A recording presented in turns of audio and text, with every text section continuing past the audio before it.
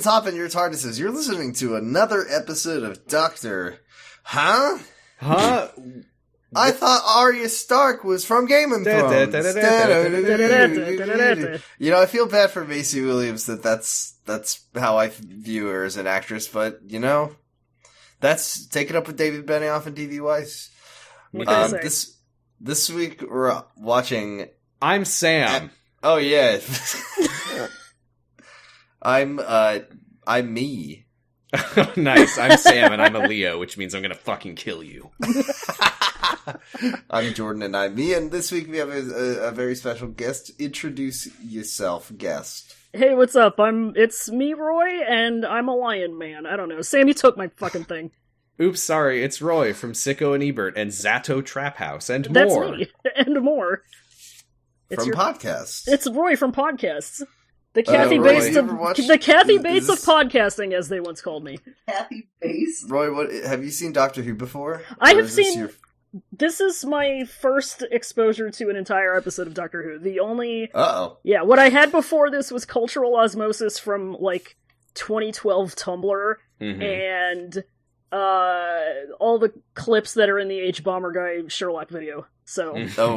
Not a great track record, not a great level of exposure. I mean, this is not the worst. This is not the worst episode of Doctor Who. No. I mean, creature in it.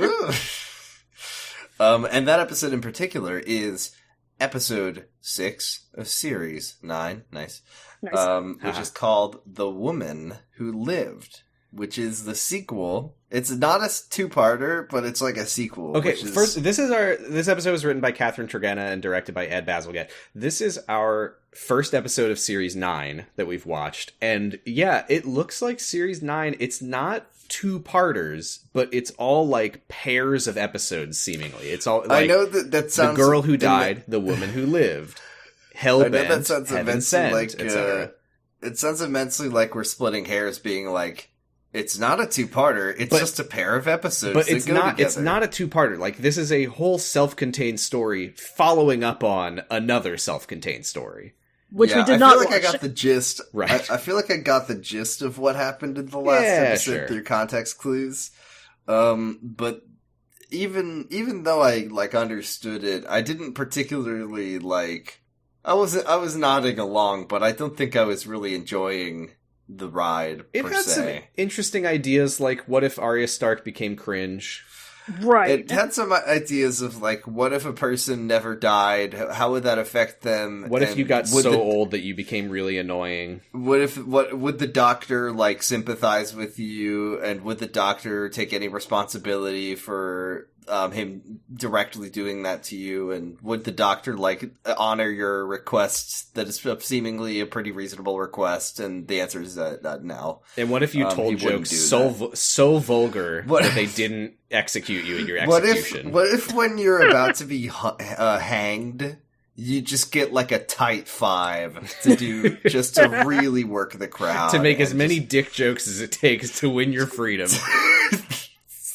That's how you do it. What if your fate is determined via the applausometer? It was invented for that purpose. Yeah, what did everyone think of this episode, though, generally? What if Arya Stark was a badass girl lady who dressed up like man? That's Arya Stark. That's the plot of Game of Thrones. That's not the character. Maisie Williams is just one of those people that I have trouble with. You know, I've only ever seen her in da da da da, and I'm sure she's a good actress, but I don't know if it was the writer's fault for making her too much like an epic girl boss Arya Stark, but I just was like, this is not a character this is Arya Stark. I'm sorry. She's backflipping, she's doing the stunts, she's got a little lightsaber. She's almost doing the Arya Stark thing of a girl is no one or whatever. Yeah. She keeps saying I am not a shilder, I am me, my name is me, literally call me me. Yeah, I might me strawberry eggs. It's very it gets old very fast. It's it was old to begin with. I don't know what to tell you. Yeah. And she was, when you think about it. I think she got old at the age of which a person gets old, but then she was just, Actually, yeah, she gets old very, very slowly. You're right. Very slowly. Also, I felt cruel. It feels mean for me to say it, but when because I only know Maisie Williams for Game of Thrones, and I was when I was watching the episode, I was like, oh, this was back when Maisie Williams was still a child. Well, she was. I did have to look up her age because they did make her kiss an old man. Yeah, and like she talks about having her own children, and I was like, wait, what? I know. I said, no, you didn't. No, you didn't. Oh, she was David Benioff and D.B. Weiss's favorite age. Yeah, and by the time you turn this age, you definitely want to. What was the fucking post? Whatever. By the time you're 18 in Westeros, cure the Black Death. Once you're old enough to show top of butt on Game of Thrones. Be epic. Anyway, it's a 12th Doctor episode. We got Peter Capaldi here. He's being pretty funny. I liked him in this episode. What else is new? He was pretty freaked up, but he wasn't as freaked up as I wanted him to be, which is like very freaked up. Yeah. I have a complaint about Truman Capote Doctor Who. I didn't know he wrote any. Peter Capaldi, 12th Doctor is good. We like 12th Doctor here. This is a pro 12th Doctor space. Uh-huh. But I hate his just like normal hoodie, whatever the like his casual look. You know, like in that one clip in the Harry Potter movie where Voldemort's just like wearing a hoodie. That's what I think of whenever I see him. Like, why? That's a very mean thing to say to Peter Capaldi. Can you please freak this man up a little more? Can you be wearing like? Can we give him like a some Seventh Doctor drip? Like we have seen a few times that doctors have like changed their style over their run, and I do know that he will start dressing like a Victorian gentleman at some point. I don't know if that's a permanent change when that comes from meeting Matt Lucas, or like if Matt Lucas that's the effect that Matt Lucas has on a person, or like what happened that he was just like Bill gave him a makeover. Done. I'm going with the hoodie. I'm going with the tee. Like, it's just a low-key look. He's Especially keeping a low profile. Especially because this week he's in, like, Cromwell-era England. It's like, 1651. Yeah. The year of the hoodie. That's right. The year the hoodie was he's keeping a low profile because he's dealing with highwaymen. Yeah. Highwaymen. Highwaymen. Actually. Highwaymen. Yeah, highwaymen, yeah. I'll have you know. So the episode begins with a highwayman, definitely highwayman. Mm-hmm. Has a highwayman's voice, and a mask, and has the listen. Shielder, I have some notes about your special crime name. That K is silent. Her name is his name. Is Nightmare with a K. And I want to know, like, when Nightmare shows up, is he like, I'm Nightmare with a K, make sure you write it down. Don't fuck it up.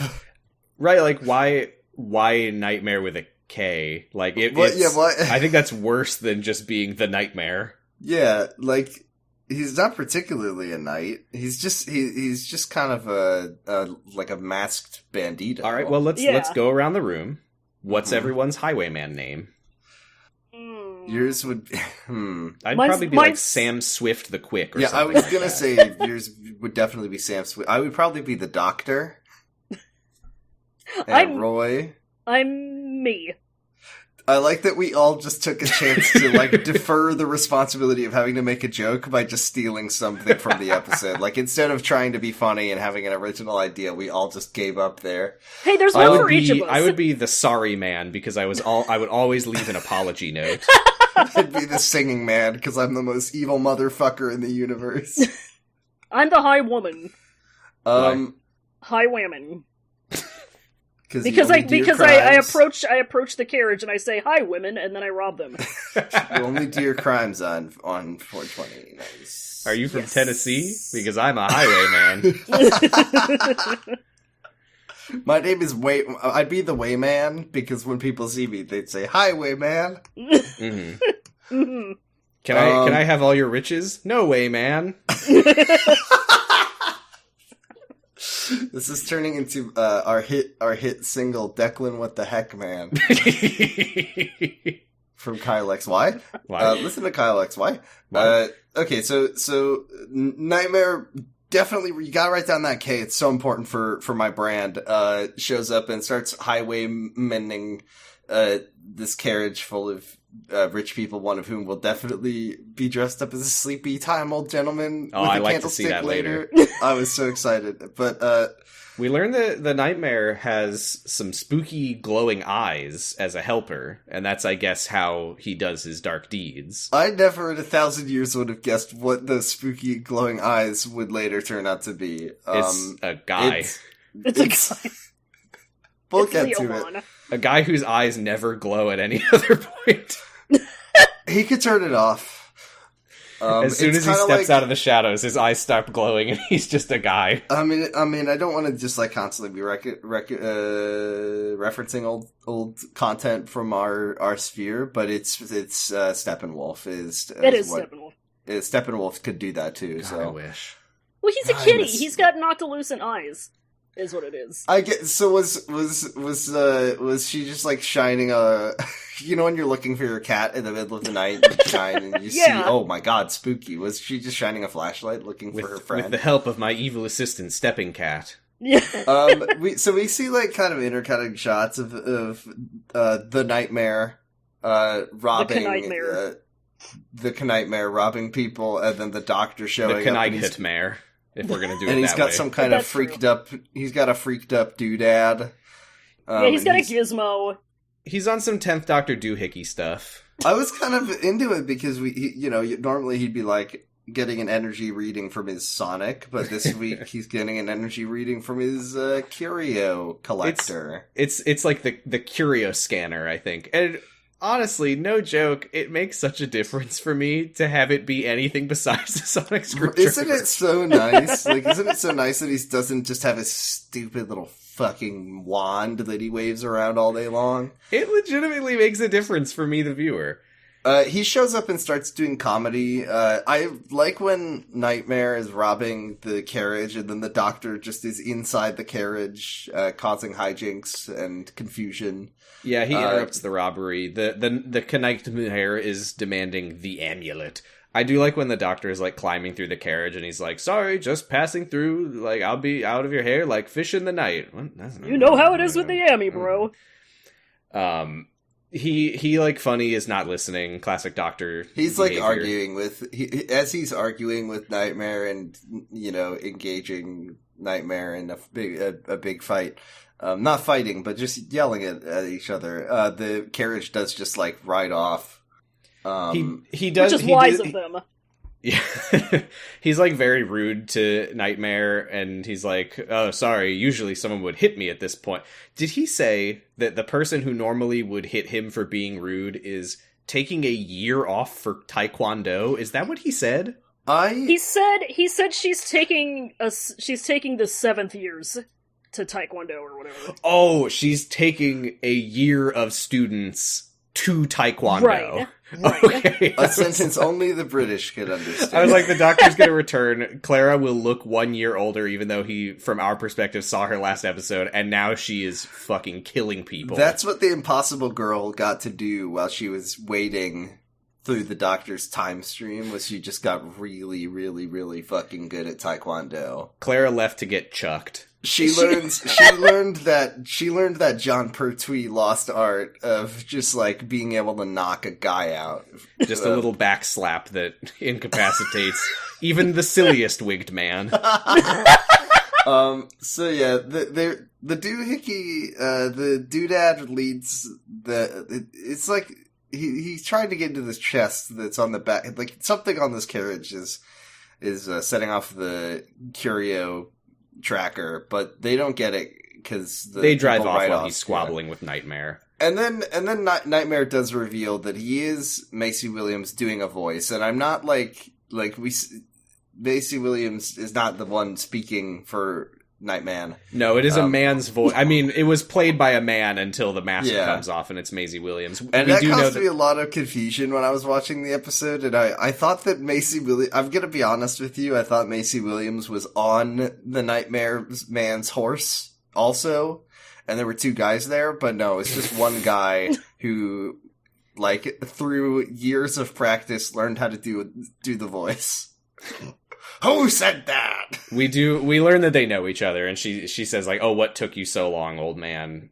And kept you waiting. Yeah, he questions her about the voice, and we learn that it's literally just practice. She just learned how to do it. Yeah, I mean, good for you her. can do that. And he was like, oh, you were doing such a good job. That's like how I got so good at the Donald Duck voice. Can you give us a demo? Can you say a word? That's really good. Can you say a word, though? Donald, you good in there? Can you say I think he said cuckoo. I heard him. Oh, he said Yeah, no, yeah. You're really getting the noises down, and that's great. Yeah. I mean, Donald does a lot of that. Can you say, like, this looks like a great spot to find some ingredients? I mean, even Tony Anselmo struggles with that line.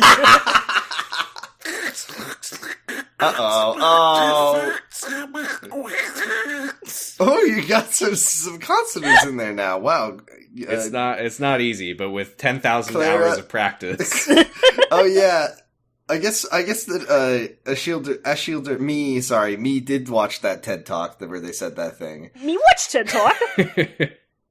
So yeah, he said, like, you were doing great last time I saw you. You founded that leper colony, and then we find out that she hated it. She's not happy. Yeah, a little continuity note. I guess he, like, left her behind, and I mean, we will find out very soon that he made this, like, Viking girl immortal. Yeah. And it turns out immortality is not all it's cracked up to be. That's right, Frieza. It was a stupid thing the whole time. She got real bored of living in...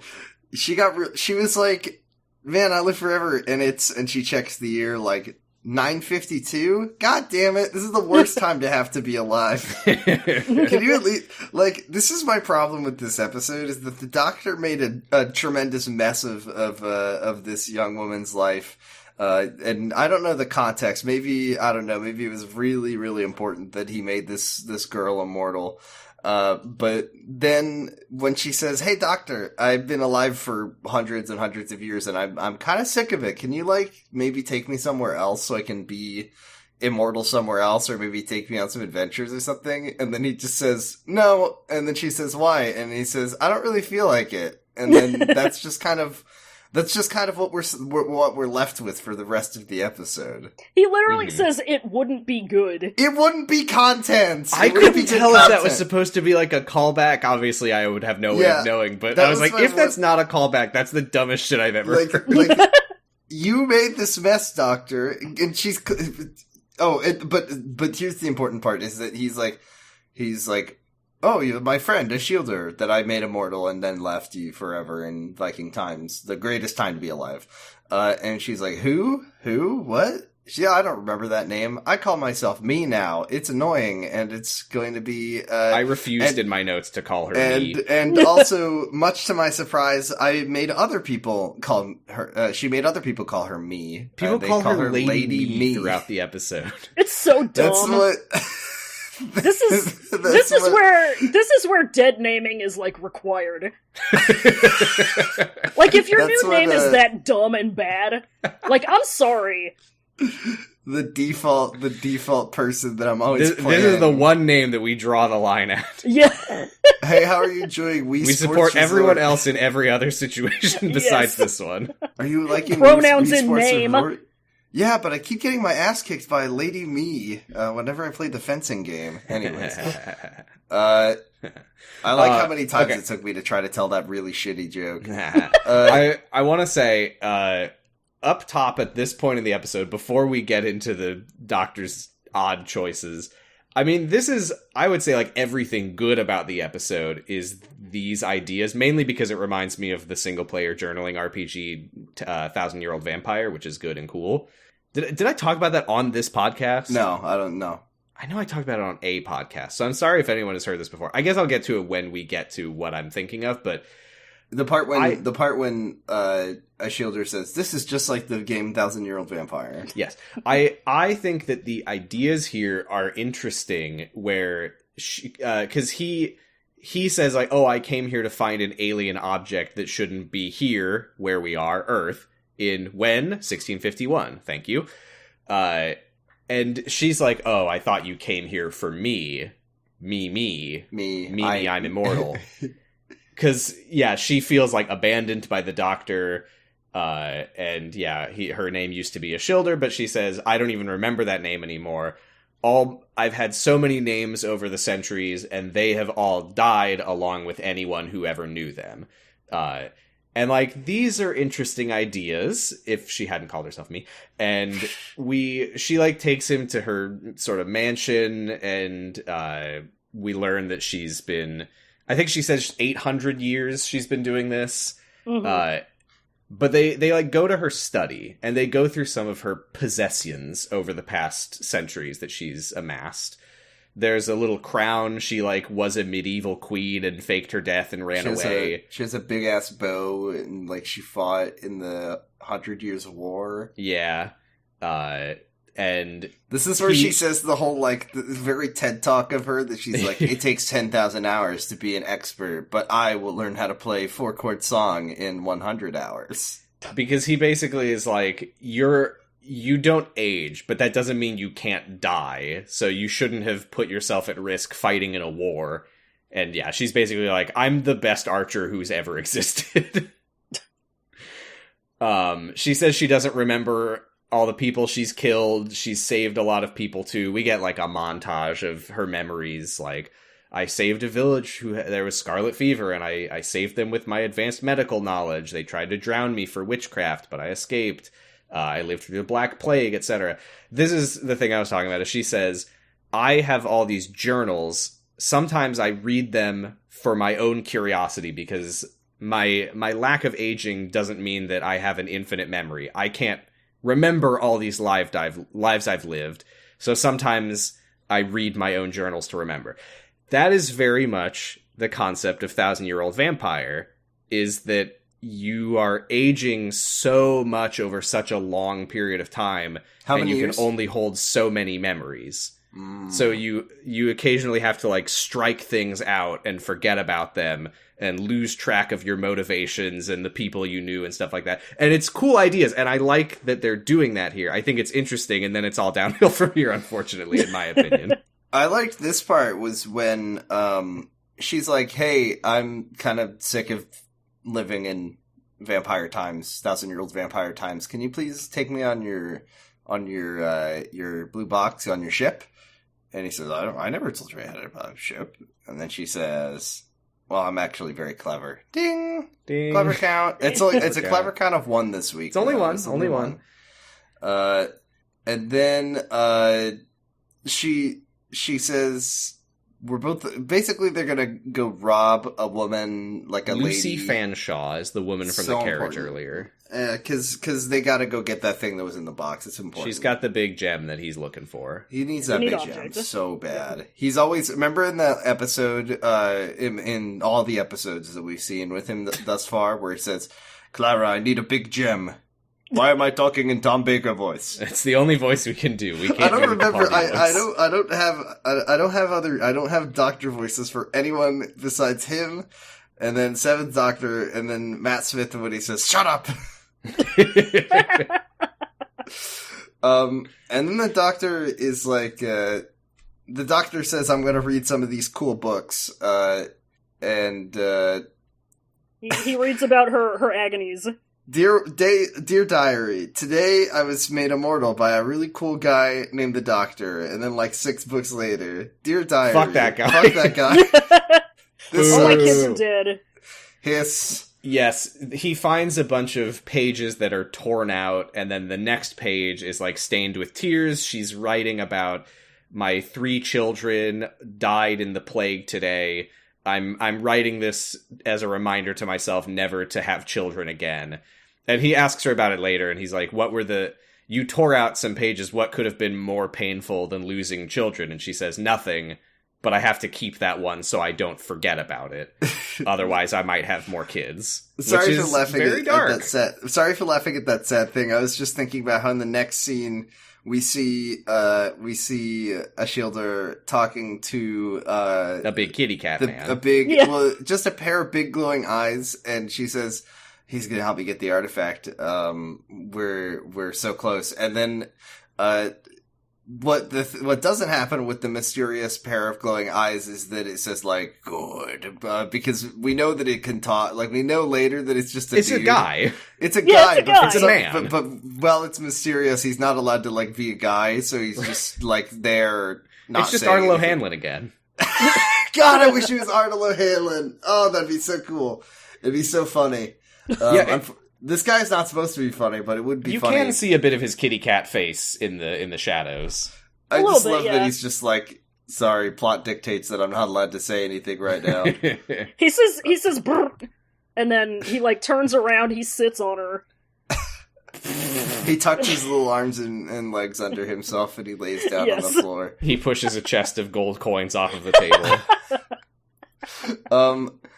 The doctor's like, hey, why are you tearing pages out? What's on those missing pages? I thought this was going to be like a big secret reveal thing, but I think it's just that she hates her life and doesn't want to remember some things. I think it's cool. I don't think we need to know what she chose to forget. I thought there was going to be a part where the doctor, like in a fucking Elder Scrolls game, he was going to like find in the trash can, like in the waste bin, a crumpled up note that's like, I killed all those people because Lion Dad told me to.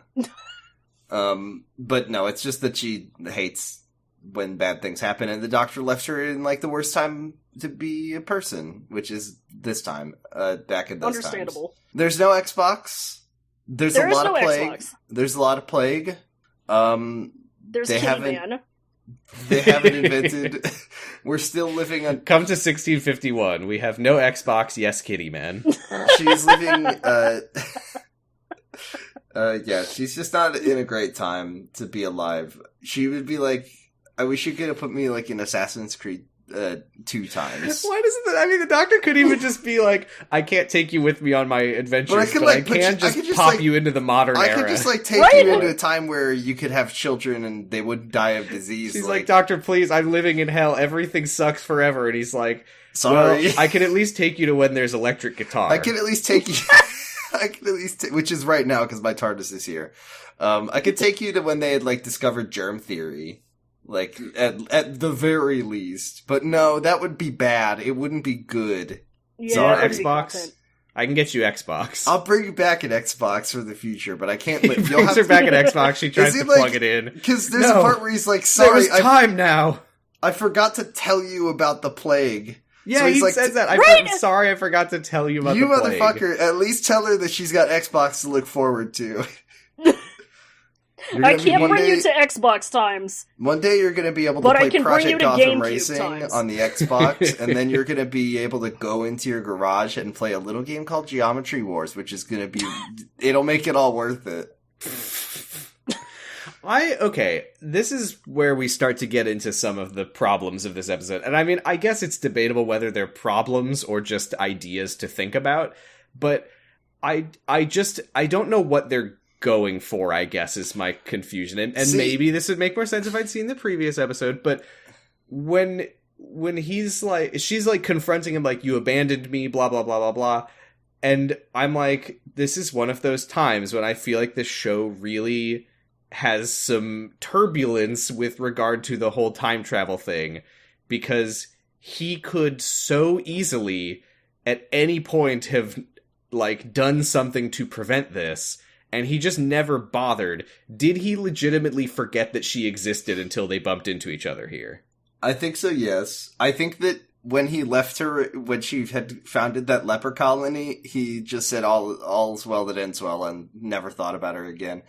Also, this episode does a thing where the doctor keeps trying to be like, I understand all too well what it's like. Except that the Doctor is a Time Lord, and Time Lords are meant to do this. And he seems to remember pretty much everything that he's ever done. I mean... He doesn't fucking remember Romana. Well, he just doesn't talk about her. He ripped out the page of his brain that Leela's on. She does... There's a part later where she's like, oh... how many of I could be one of your companions. What happens to all of them? How many of them have died? It's like, when Jamie got fed into that wood chipper and Leela got left behind. The real you think reason that was Leela's ultimate fate is that after all the times that we thought he was going to leave her behind, he did finally just forget her somewhere. I swear I'm forgetting something. Do you think that, oh, well... I know the real answer for why he never talks about Jamie, Leela, Romana, etc., is because they weren't, like, famous enough to get to be in the... Either they weren't famous or alive enough to be in New Who, and you can't, like, the British children who watch the show have no fucking clue who Jamie is. So he never gets come back. But, like, you know... Some companions, I think, do get to come back. Because didn't we say that... Yeah. Didn't we say that, like, Ace is in one of these fucking episodes? Yeah, Ace comes back at some point. I am just imagining now that there's an episode where the Doctor... You know when you, like, are leaving somewhere and you're like, oh, shit, I forgot my wallet. And you have to go back in and you grab it and you leave. You're like, oh, shit, I forgot my whatever. Yeah. He does that and he keeps having to go back to this planet. And then... He leaves for the third time, and K9 is like, Doctor, you are forgetting friend Leela on the planet. And he's like, I'm not going back a third time, K9. I forgot my big hat. I forgot my big scarf. I'm done. That's it. Just the necessities. These make me who I am. I've got my drip. I still... I'm hungry for a little delight. I'm going right now. I'm no one without my scarf. I'm still me without Leela. She'll figure it out. No, she won't. She's a fucking idiot. And then you know what happens because... She's a woman of pure intuition. She'll fucking figure it out. It's fine. Meanwhile, the planet that she's on is, like, exploding from volcanoes. But also, because we know how that Leela always comes up with the ideas that save the episode, she would somehow find a way to time travel, and then he would be like... and then he would still be like, oh, you primitive creature. Doctor, I hit these rocks together until it made a time portal. I don't remember her voice at all. You primitive creature. I've seen her in a minute. It's sloppy work, Leela. Die. Anyway, yeah, they go to rob the lady Lucy Fanshawe who has the big gem. Okay, big prize. Freaked up award goes to. That's not a new companion award, but when a shielder is like, I'll put on my nightmare costume and my funny Zorro mask, and then the Doctor just puts on a cool pair of cool shades. We get like an epic montage of them like having a back and forth about who's better at heists. It's so epic. Doctor lights a candle with not with a sonic screwdriver. I thought it was gonna do. I don't think we saw the screwdriver. Was he trying out something new? It's in the shop. Era? In season 9 was the or Doctor, maybe his electric guitar is the sonic screwdriver. Yeah. No. He does when they arrive here. He actually does pull it out, and he's like, "I'm good at breaking in," and she's like, "Nah, check this out." I don't know about the old breaking and entering strats from the 17th century, but what was this moment? Because I feel like I've vaguely heard of what she does here, but I don't quite get the logic of it because. She puts it doesn't matter, but it is like a wanted poster of herself under the door. It just needs to be a piece of paper.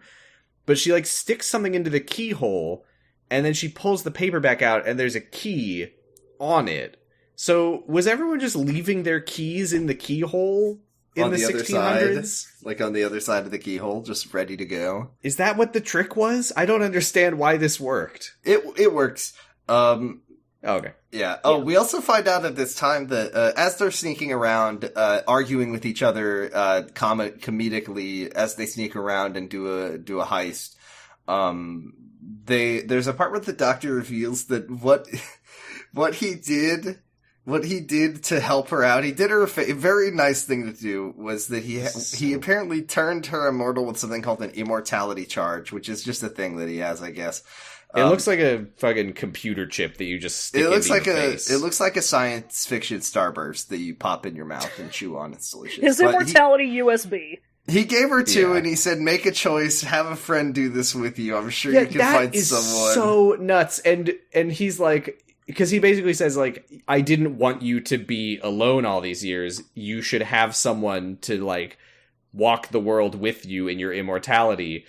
And she's like, well, I never met anyone who deserved it, or something like that. Epic enough to live forever. But it's also like, you hate what happened to you. Why would you do this to someone else? If I must curse you with immortality, you should also curse somebody else. Why didn't he just bring her to Strax?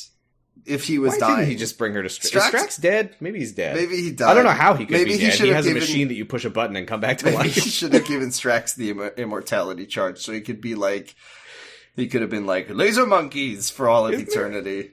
Isn't there a line later in the episode where the Doctor just straight up says, like, I've lost track of all these different immortality things or something like that? I think so. I mean, he does, I was very delighted when he did bring up, Captain Jack Harkness.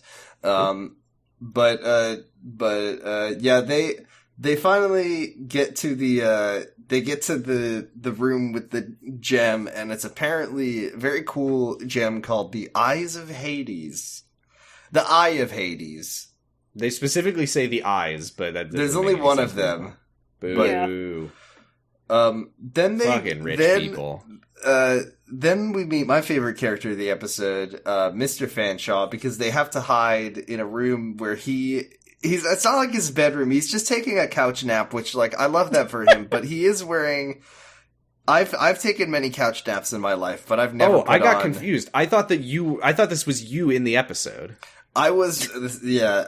But this is what Jordan was doing right before we started recording. I haven't entered into my era where I have a big nightgown and a big nightcap and a big candlestick. And a blunderbuss.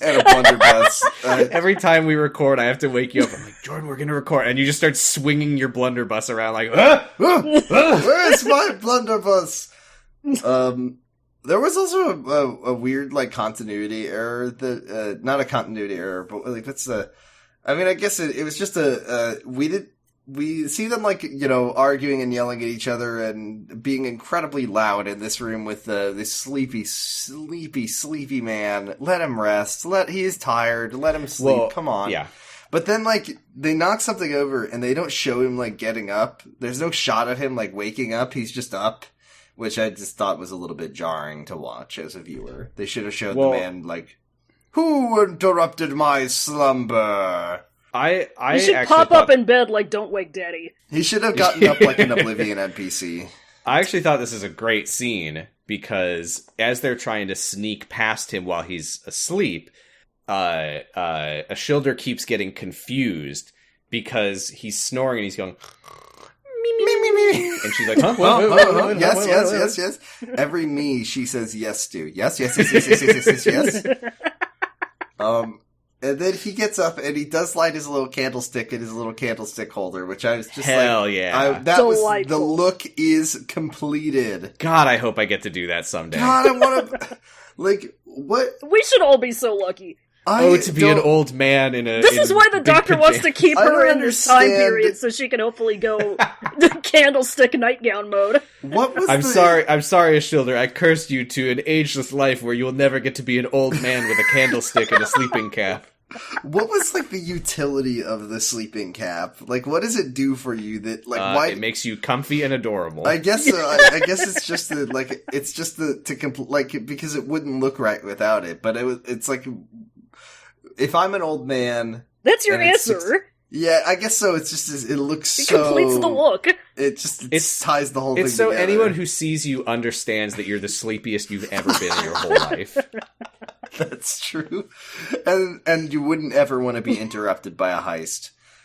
Absolutely not. This may have been the era where it was bizarre not to wear a hat at any moment. True. Like, God hates it if you take your hat off. for even a second, or take a This bath. MF showing scalp. Mm-hmm. I wouldn't be caught dead with scalp on display. So he does get up and he does get his little... I mean, I've never seen old man nightcap, nightgown, candlestick, and gun. That's new, and it's exciting. I like it. It's a cool summer look. It's a cool new way to look. Yeah, because they, like, knock something over, and he, like, starts screaming, like, "Where's my blunderbuss? Bring me my blunderbuss." There's servants. I don't know if it was clear that this is, like, a rich family in a huge house. The doctor and Ashildr have to, like, sneak up the chimney and, like, climb away. They like, argue with each other. "You're the liability. No, you're the liability," etc. Do you think there's, speaking of being in the chimney, do you think there's ever a line in the 100 years of Doctor Who, do you think there's ever a line about the Doctor, because he loves to name drop, about the Doctor either meeting Santa Claus or being being Santa Claus? Ah, that could be legit, though, if it was like he meets not Santa Claus, but he meets like Saint the Nicholas. man who becomes Saint Nicholas. And then he takes him to the future and he shows him Christmas and he says, "This is all for," and like Saint Nicholas is like, "When I'm dead, nobody'll care about me." And then he takes him to the future to Christmas and he says, he looks at Christmas aesthetics and says, Takes him to "Oh the God, future." that's so tacky." He takes him to Christmas and he says, when people say Happy Holidays instead of Merry Christmas in the future, they'll have a fucking fit. All for you. And then he goes, "Oh, thank Good. you. Thank you, Doctor. You've really validated my life." He gives him the latest in sleigh technology. And then he gets to go back. The Have a legend is red born. cup on me, old friend. Oh my God, you think he actually makes him the real Santa Claus? He gives him the other immortality.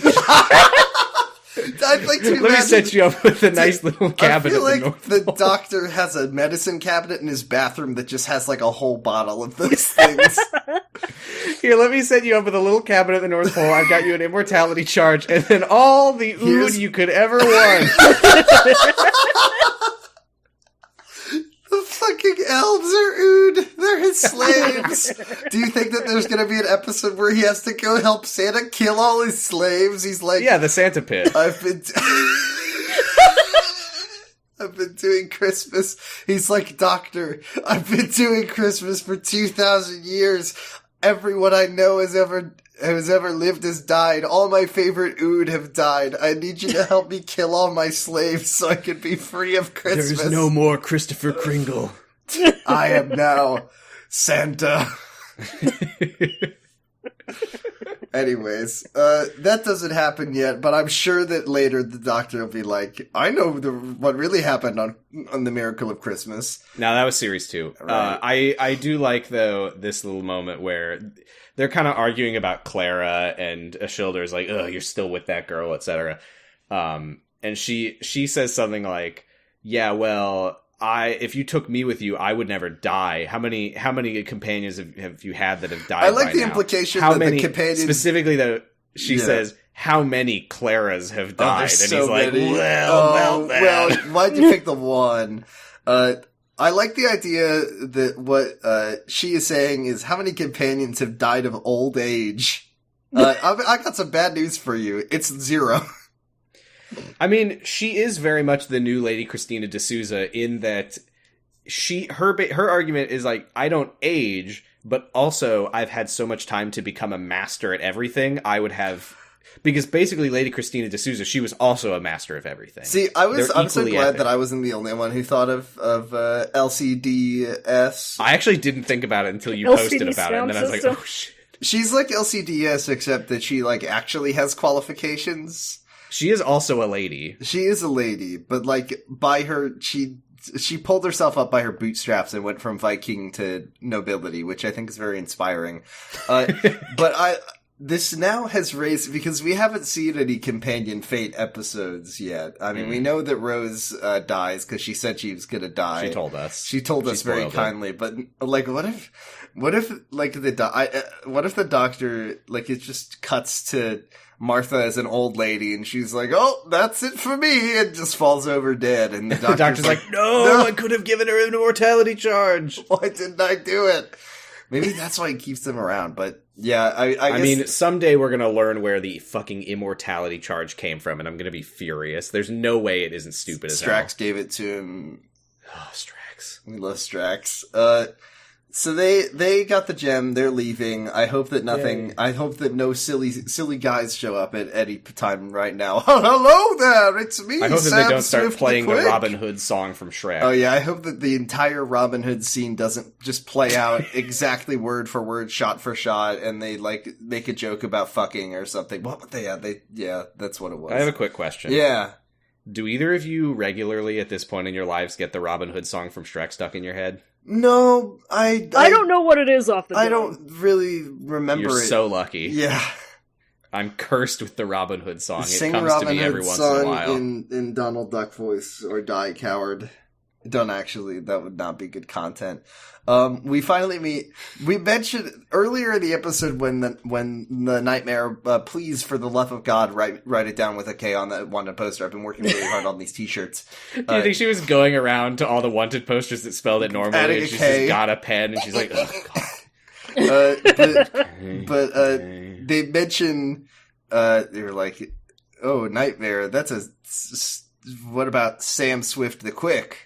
And then this guy shows up and he says, I'm Sam Swift the Quick. I failed out of comedian school and now I'm a highwayman. Here I am. Time for jokes. I should say at this point, I didn't write down his name, but this is like a noted stand-up comedian, apparently.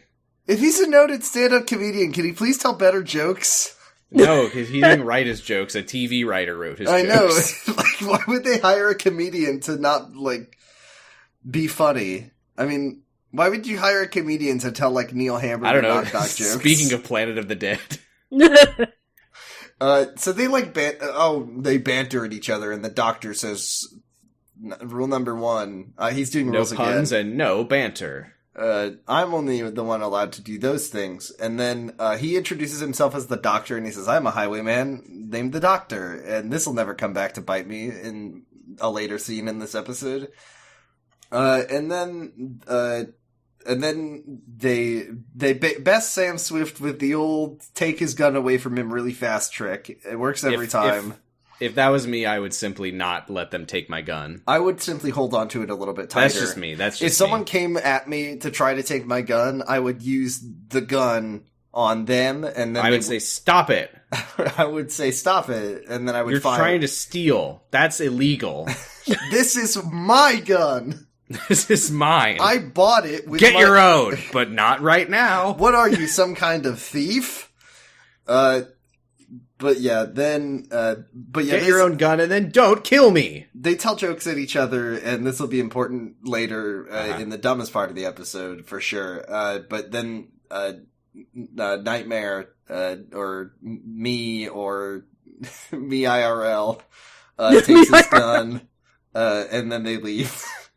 And that's it. That's all. Well, no, there's something that happens here for character, because she's like, what difference does it make if I kill him? He'll be dead in the blink of an eye anyway.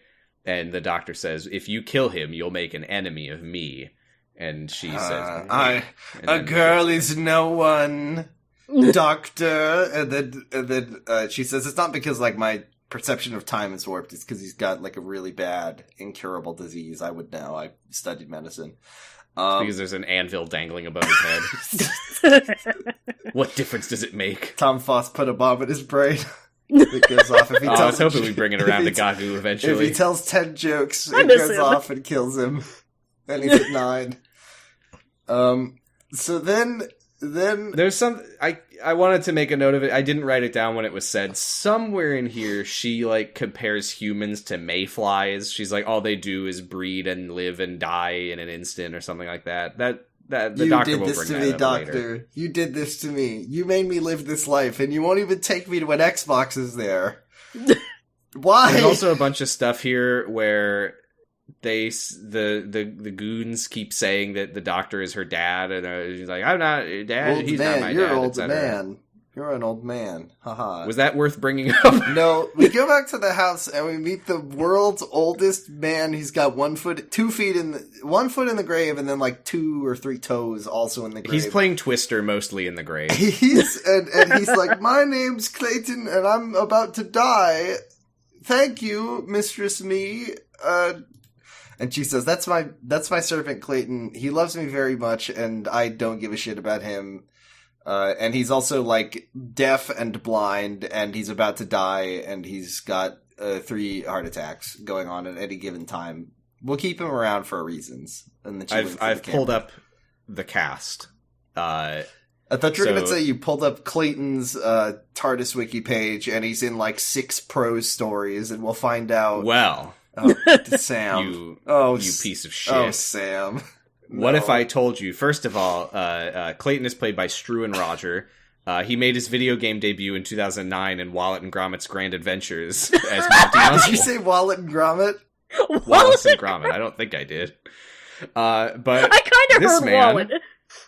Provides the voice in 2 episodes that one of which we've seen, of the Face of Bo. I was just thinking Face of Bo, but we know who we know. He also... Get this, he played the fucking 3-eyed Raven on Game of Thrones. It's like oh my god. Wait, I was like, it's a cast reunion, but then I remembered that Arya never... That was a different character. But then he got recast. God, I wish that Bran was also in this episode, just being like, a girl is no one Khaleesi. Bran's famous voice. Me. The Sam Swift the Quick is a comedian named Rufus Hound, for the record, while I'm looking it up. Bark, bark, everybody. Now I'm closing it. So he was barking all episode. That's why he didn't get along with the Clayton's kitty cat. like, my lady. That's why his jokes were so bad. They were all Wolf of Bark Bark. Wolf of Bark Bark. Is this the movie? I can't laugh at that. But the crowd did like it whenever he talked about his penis. They loved his dick jokes. Nobody had ever... This is 1600s. Nobody had ever done it before. This is brand new comedy. We'll talk about it. He makes a dick joke and everyone's heads explode. They've never heard anything like it. A single dick joke has more comedic potential than a 1600s peasant has experienced in their entire life. That's right. A dick joke would kill a 1600s peasant. That's right. So the doctor's like, no, don't make that joke. They're not ready My for penis. it yet. That's what makes the laser shoot out and open the portal later in the episode. He tells a dick joke, and that's the raw power. Anyway. Yeah, they weren't prepared for the power of the gem, the Eye of Hades. We find out that Greek mythology comes from science and outer space, because God forbid we get anything on Earth ourselves. Humans aren't allowed to come up with anything. This is a very weird, but they kind of drop it. They like allude for 1 second to the concept of ancient aliens, and then they're just forget it. Did we mention also that the doctor's like, I know why you keep Clayton here. It's because you do care about people still, you liar. She's also like all dressed up now, if we didn't mention that. Yeah, she's like fancy mode. Because I didn't realize this at the time. This is just her shifting from nightmare mode to lady mode. Mm-hmm. Yeah. It didn't occur to me because we had only seen her as a bandit before, and I don't know if I realized until this moment that she is like a noblewoman. She's a noblewoman with a very strange name that nobody ever... Name, please. No, which, by the way, nobility very, very, like, concerned with their names and their, their titles and their crests and their family trees and stuff, and I just don't know if I buy the idea of just... Her name is Me. She doesn't have a last name or a family name. She doesn't have a family or a lineage. No family name. No, we don't know who her parents are. But she is also a noblewoman. She's a noblewoman. I don't fucking know, but whatever. Don't worry about it. She in her 1,800 years of life, she maxed out her charisma stat, and she could pass any speech check. I didn't realize that she was supposed to be a noble because nobody was making fun of her wearing woman dress. That's right. She didn't complain about it being, she can't move around and it's not. Yeah, she feels fine in it because she's ironically, she's actually dressed like Sansa. Ironically. She likes to wear pretty dresses right now. In this scene.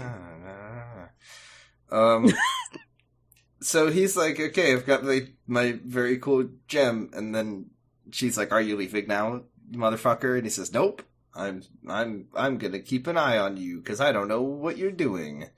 And then okay, yeah, this is the part that we keep alluding to where she's like, please, I've waited for you to take me away longer than I ever should have lived. Please take me away from this life. Please give me Xbox. And she says, why? And he says, it wouldn't be good. Which is the vibe. Motherfucker. It's just not. Listen, you're just not companion material. Also, is that, I wanna put like a pin in that, and like maybe that's a callback to the previous episode. I really don't know. If it's not, it's really stupid. The only way that I'll accept it is if the doctor, after giving her the immortality starburst that he keeps in his medicine cabinet, he has like 100 of them.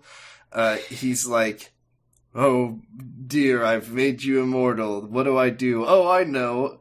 Hey, Ashildr, what if I take you on my TARDIS and we can travel together and see the world? And then she says, no, that wouldn't be good. I don't want it. And, nice. And then he's using her own words to justify this horrible thing that he's leaving, this fate. Hey, what if I make you immortal? And she says, please don't. Why not? it wouldn't be good.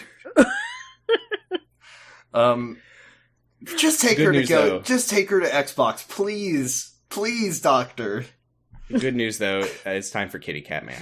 Kitty Cat Man! Leonine Misbegotten is here from Elden Ring. He's real, and he is a big kitty cat man, but not like Ardal O'Hanlon, because this is like someone's giant, muscular lion furry OC. He's fucking Lion-O with a crown, and he's like Leomon. Breathing fire. Yeah. He does breathe fire like once, and it caught me so off guard that I was like, why so can he funny. do...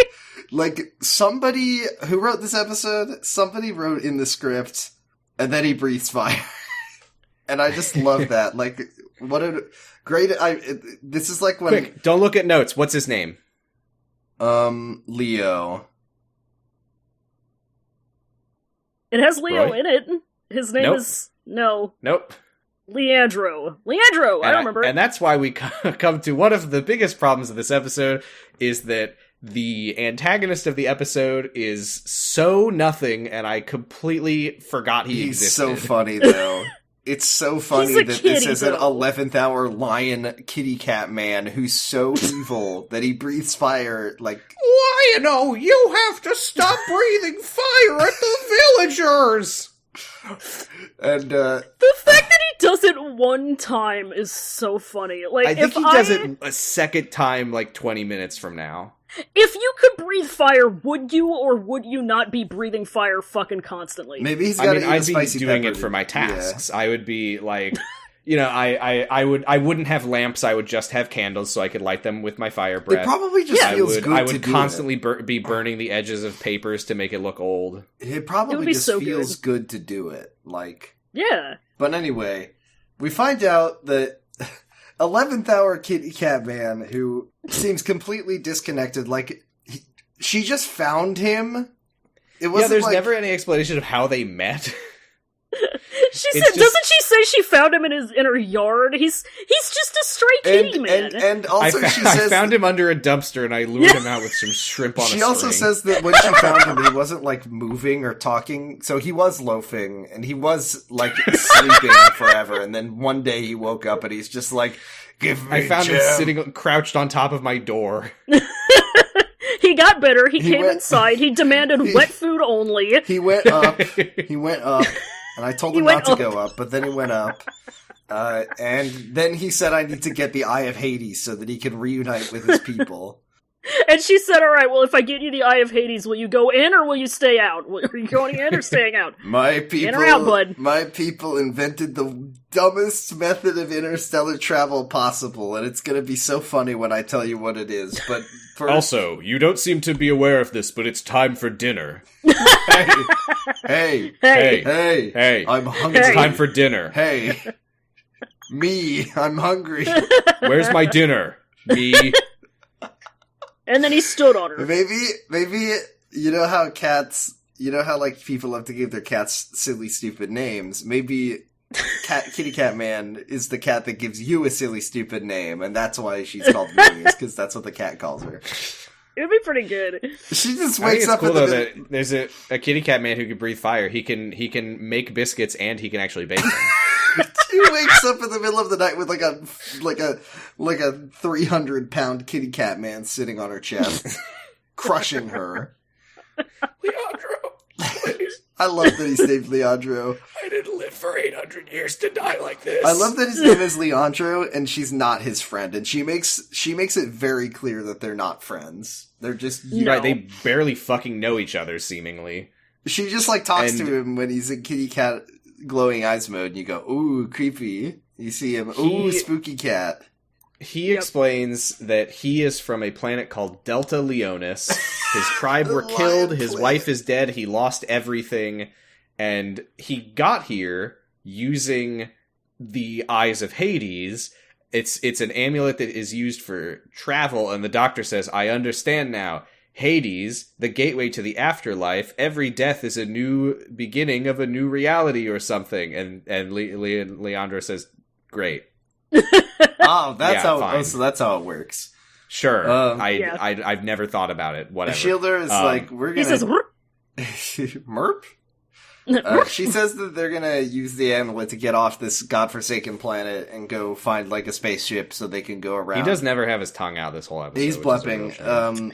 And once again, the Doctor, so much of this could have been avoided if you had just, like, taken her to, I don't know, taken her to New Earth. Wait, don't take her to New Earth, because then she would have taken joy and or bliss and then fucking died. Don't take her to New Earth, because the face of Bo isn't able to talk right now because his voice actor is here. I don't... Okay, did the Doctor threaten to kill him? The Doctor never kills people. Because he says, if you intend to harm humanity, then you should kill me first, because then my conscience will be clear. Yeah, I mean... He does say that. Every time the Doctor, like, kind of plays a gamble with his life, I'm always just thinking, is he tired of being this guy and wants to be a different guy? Is he, like, ready to be Jodie? Is he sick of it? Is he, like... Maybe. Oh, he's got a whole season after this. So you know, Peter Capaldi's, like, not the youngest man. Maybe, like, this Doctor has, like, lower back problems and stuff. You think when he regenerates as an old man, he's like, "Oh, God damn it!" Sake. I'd be pissed off too. I have to use a cane. This is what happened when I turned 27. And then we find out. Okay, so they're gonna go leave, and we find out that in order for the amulet to work, someone has to die. Now, if I made the amulet, I simply wouldn't make it need that. But, I mean, I guess that's what the Leon...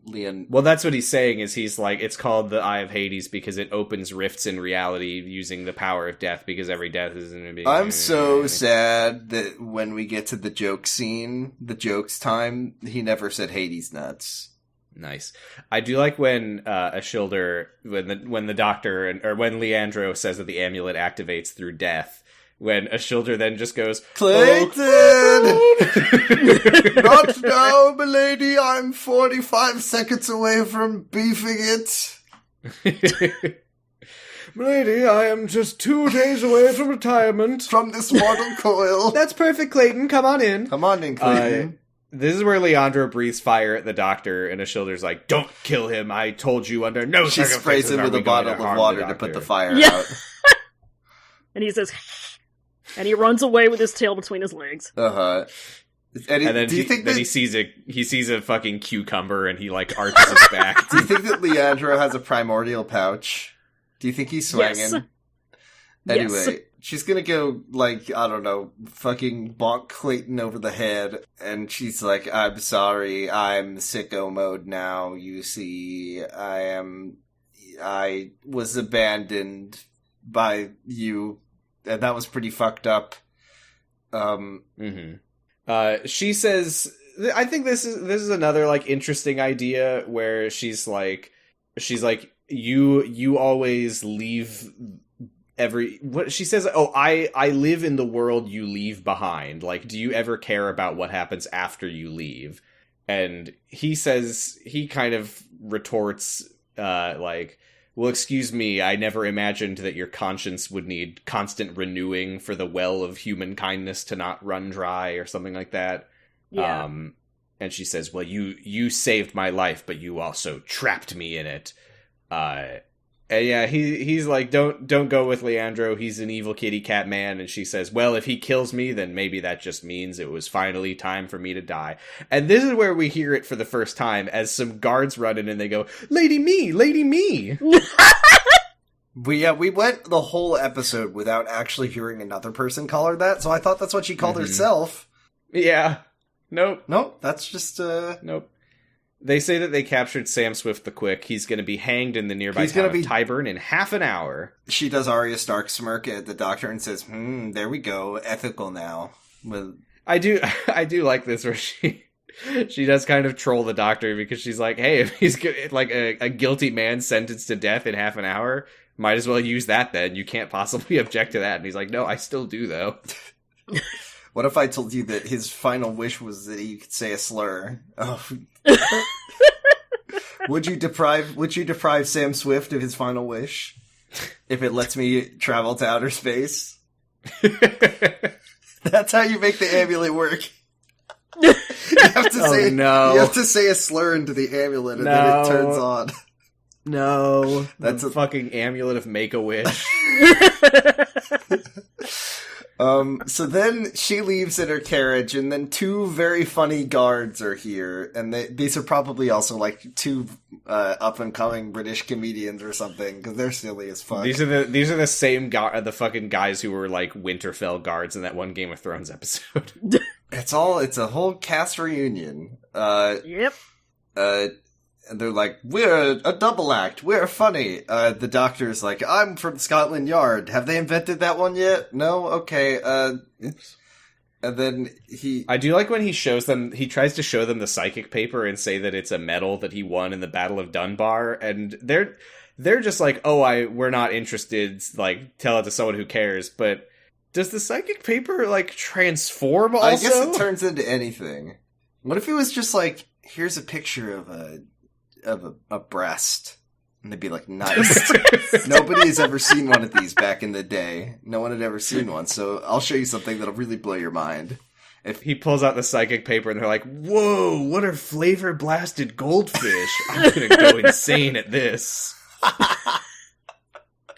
They just start eating the paper and their brains melt. It's just one of those memes that would kill a Victorian child on a piece of paper, and they just like fall over and start convulsing. Pizza flavor? I don't even know what that is. Who the fuck is Baby Gronk? Dead. Instantly. So,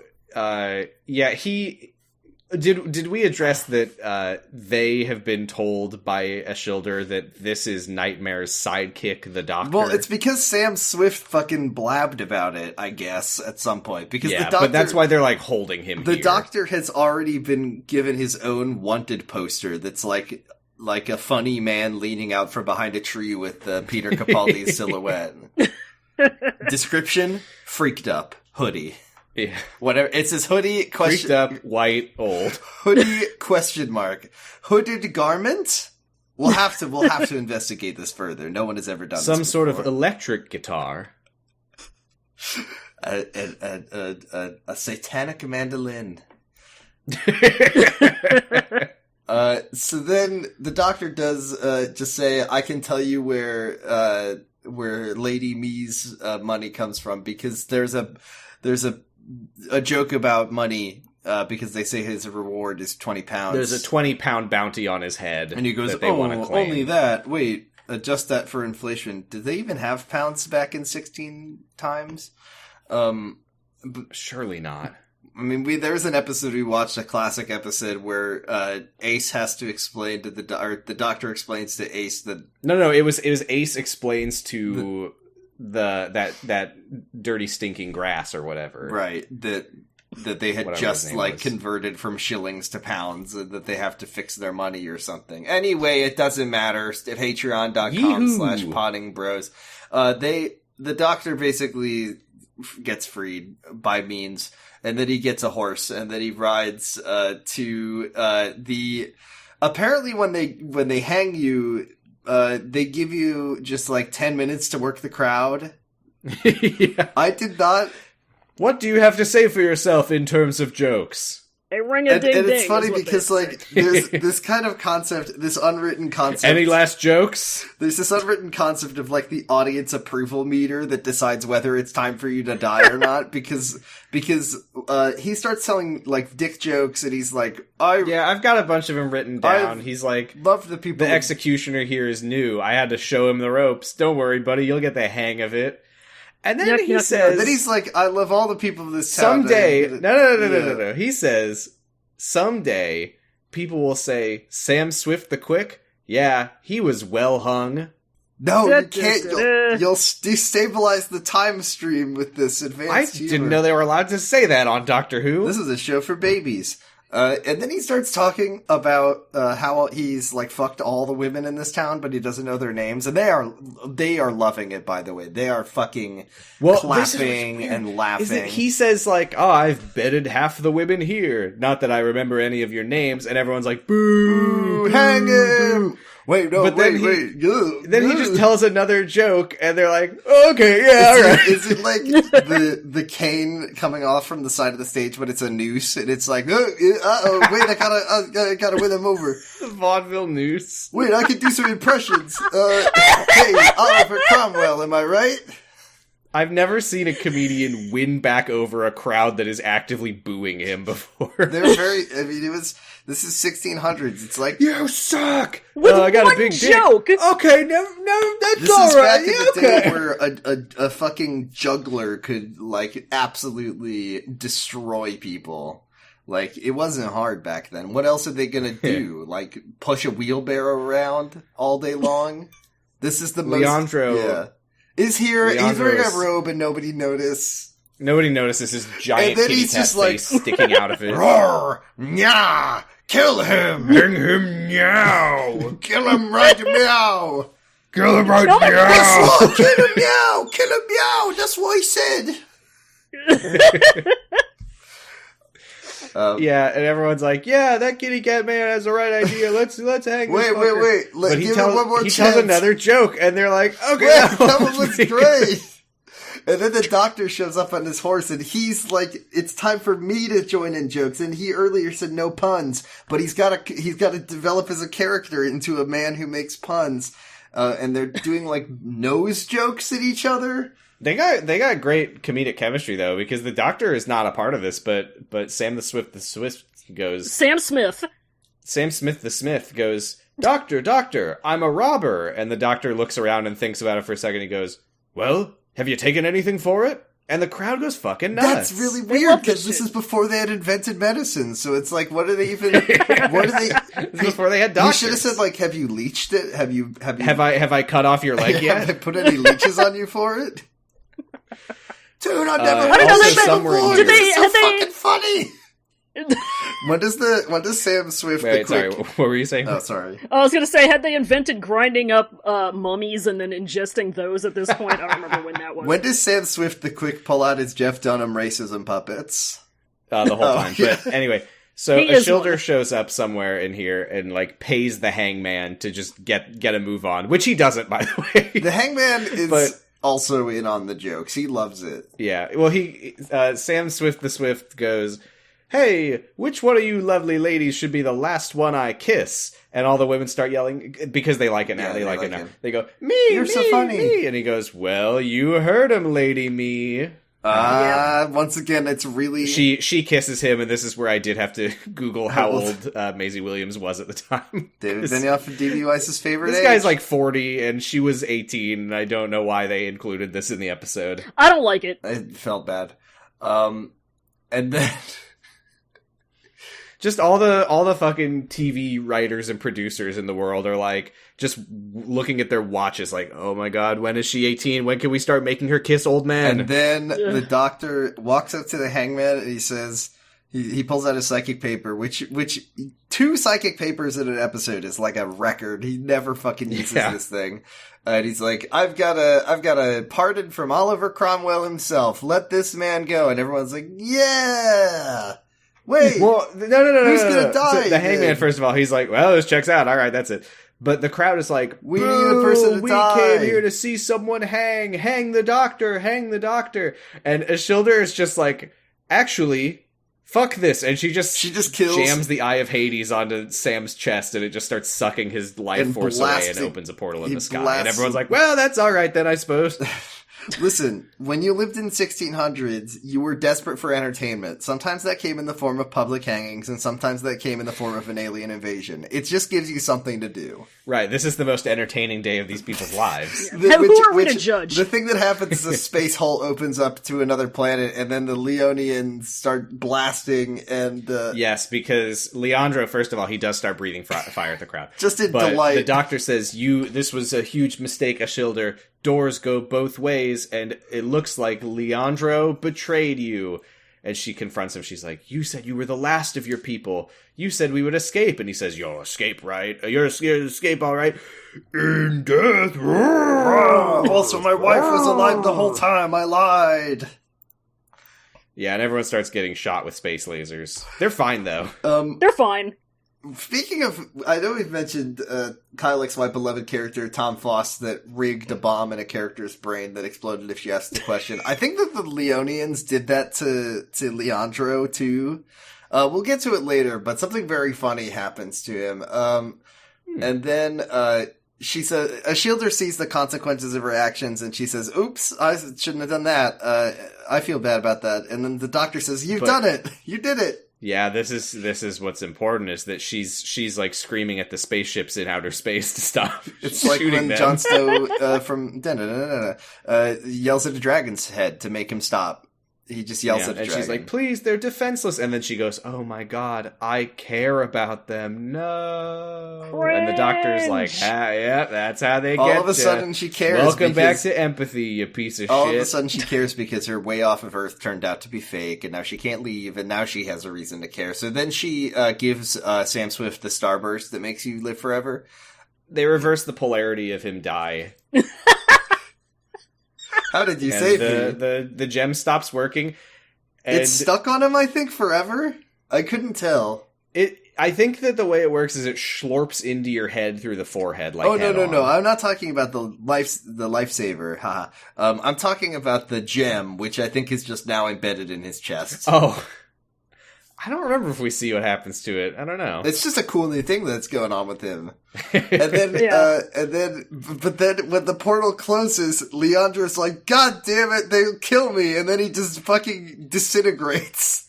Yeah, he says, my people will destroy me for my failure. This is what's amazing, though, is we do see, it's really quick, but he does get shot with a laser from space. Oh, they snipes him.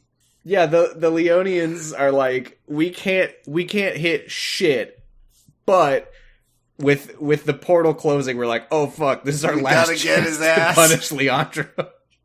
We'll use all of our aiming skills that we've got. And that's how Leandro crossed the Rainbow Bridge. Oh. R.I.P. Yep. And then they buried him in a shoebox. They bury him next to Captain Ron. They found the guy that the face of Bo used to be the face of, and they found one of his old shoe boxes to have a shoebox big enough. Oh, the face of Bo is a big man, and then they put his head in the jar. I see. Yeah, he was the guy named Bo, and then his face fell off. He was a giant man named Bo. I don't know. They cut his head off.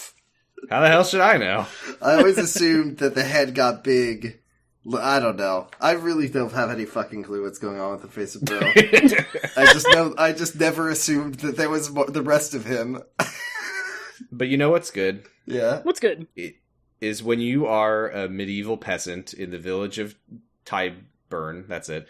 Like you said, the only entertainment is hangings and space invasions. So they wanted to see a hanging. They got a space invasion. They're cool with it. Sam Swift the Swift wakes up and the crowd is like, that's fine. Equivalent exchange. We love it. We had our fun for today. We have our new town fool. And then they all start throwing tomatoes at him. We got a stand-up show and we all got shot at with lasers. That's awesome. They all go to the pub where they celebrate Sam's full pardon of all of his crimes. It's not really clear if he's just going to go right back to highwaymanning and then get hanged next probably. week.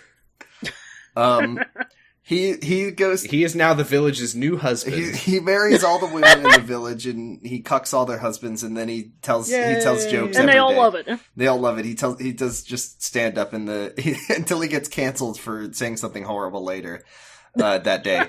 And he goes off to get more drinks, and the doctor wonders if he's immortal now, but they said that because the Eye of Hades was sucking him dead, that it sucked away immortality, but also she says, Ashildr says that she doesn't know if that's true, and that she might be wrong. Yeah, he basically says they probably cancel each other out. No, it's the doctor. He just kind of, like, runs out of steam. He's like, yeah, it'll reverse the polarity, and I don't know. I can't keep track of writing.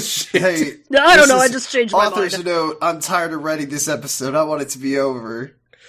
I do think it is funny though. It's kind of an ass pull, but it is funny. There have been so many stupid ways that people can become immortal over the course of this show that the doctor's just like, I don't know, man. Maybe this is one of those that works like that. Whatever. We're gonna find Sam Swift. It works however it works. He'll die or he won't. Sam Smith, I said it on accident, not on purpose. Sam Swift in 800 or in 400 years or whatever, has honed his comedy craft to a razor's edge, and he's now the funniest man. Now he's known as Rufus Hound. He's the funniest man who ever lived. He can kill with a single well-placed joke. That's how funny he is. Did we mention that he doesn't remember anything after the doctor showed up? No, he doesn't remember. He doesn't. He was the only one who didn't get to experience the alien invasion, and I feel very bad for him. He's so bored. And then they talk about life is precious. They talk about how he says that's the reason that I really can't take you with me is that the last thing we like immortal aliens need is each other. We need the quote unquote mayflies. Is that what you think of Leela? You fuck. We need the puny humans. Is that what you think of Leela?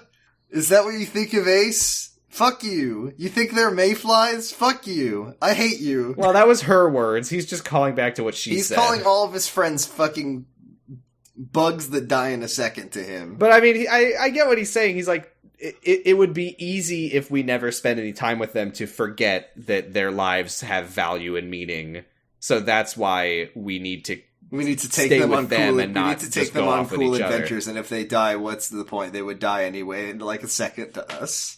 I do like the line where he's like, when I looked in your eyes, I saw my worst fears for myself. That was fine. A good line.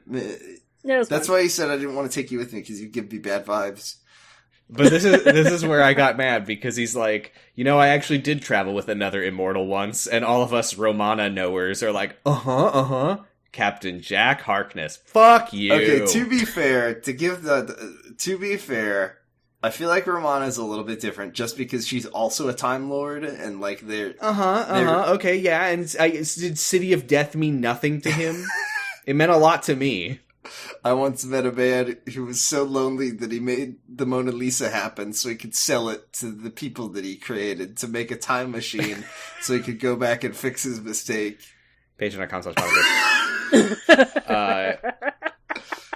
There's a line here where he's like, I don't know, you might cross paths with Jack eventually. There's no fucking way that they're bringing back... They keep making it seem like they're going to bring back Maisie Williams. Never. It'll never happen. No way. No, she's... Did you not watch the end of the episode? I saw the end of the episode, but does that mean that they're going to bring her back on the show, or is that just a nod like she's still around? I got the vibe that she's like the season-long story. No, maybe. I don't think so. I don't think they're paying for when Maisie. did this episode come out? Exactly. Yeah, she was on the biggest show. I don't know. She was on I think we'll see her again, and not just in The Girl Who Died. She doesn't have time to film this show. She's too busy fighting in the Battle of Winterfell that you can't fucking see. She has a lot of tummy tea to make, Sam. Yeah. I didn't see that episode. She's busy fighting in the long night that they filmed for 2 years. Hey! Ooh, ha! Hey! She's busy doing stealth. She's busy doing Legend of Zelda stealth sequence. Anyway. Then they kind of have this moment where she's like, she says like, what does she say? I'll look after the people you leave behind, Doctor. I really couldn't tell what the She's vibe like of this was supposed to be. I was like, is she like threatening to and then murder she Clara? says this fucking true friend stab you in the front ass line. He's like, are you my enemy now? And she's like, no, because friends are the ones you have to watch out for. So stupid. And then, but oh yeah, this is her ominous last line is he's like, I'm glad I saved you. And she says, I think everyone will be. And then he goes and shreds his fucking guitar. He's so badass. I'm imagining the Doctor being the Doctor sending that iconic Xbox Live message where he's like, so yeah, you're gay, and then he starts playing Enter Sandman. And then Clara playing in the worst you've ever heard. Clara walks in and she's like, hi, I'm in this episode too, by the way. I have to stand in my truth here, Jordan. You were happy to see Clara. I never thought I'd see the day. I was happy to see her. I was also happy to see Clara. I was like, they've got a good dynamic finally. It kind of feels like, I mean, Clara is not always my favorite. Well, sorry, let me rephrase that, because that makes it sound like sometimes she is my favorite, and that's not true. Clara isn't always like... 99% of the time she's my favorite, but... Clara is like... Usually she's fine. Sometimes she's good. I think really what happened... and all the Clara likers are like nodding their head is that her introduction was just like they made her I don't hate Clara Oswald, I hate Clara Oswin or whatever her name was, from whatever the Snowmen. The introduction of this character was just like, what if we made the worst fucking person you ever met? Right. The first 2 episodes we saw with her in them were some of the most annoying episodes of the entire show. And she was being incredibly annoying in them as well. That we've seen. She said the TARDIS was smaller on the outside. Do you get it? But anyway, yeah, now that she's like a regular presence, it's just like, oh, there's Clara. And she comes in and she's like, my seventh years are so good at Taekwondo now, and there's a lot of like funny lines of the Doctor just saying weird shit where she's like, Doctor, I have a present for you, and he goes, why, am I ill? And the present, she does say that it's a bad present. Yeah, she's like, it's not a good present. Apparently what happened... And she says it's a selfie of one of her students, and he's like, oh, you're right. I love that apparently one of the things the Doctor does, because this is the second time we've like seen it happen directly, besides the episode where Clara elected to kill all those children. The Doctor will sometimes just take one of Clara's kids and put them on the TARDIS and take them somewhere. Or something. We don't really know. It kind of made it sound like this child had to do a report about Winston Churchill, an imaginary interview about Winston Churchill, his good friend, and then he took her to just meet Winston Churchill and interview him. Yeah, he said...